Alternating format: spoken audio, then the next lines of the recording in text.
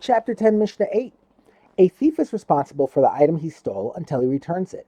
Thus, if it is damaged, for example, before he returns it, he must pay the owner, but if it is damaged afterwards, the owner suffers the loss. The Mishnah defines when a thief is considered to have returned an animal that he stole from a flock. If someone steals a lamb from a flock of sheep, and he then returns it to the flock without telling the owner, and later it died or was stolen, the thief is responsible for it.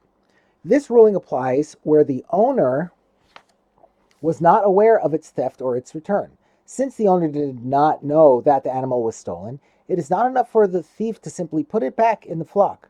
Rather, he remains responsible for the sheep until he tells the owner that it was stolen and has been returned. And the note here says that a stolen animal requires extra protection after it is returned because having once been separated from the flock, it is more likely than the others to wander off on its own. All right, returning to the Mishnah.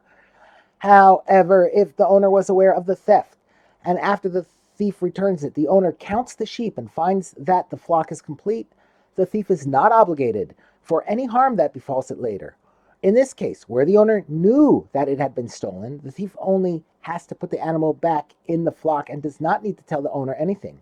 As soon as the owner becomes aware of its return, by counting his flock and finding that it contains the same number as before the theft, the thief ceases to be responsible.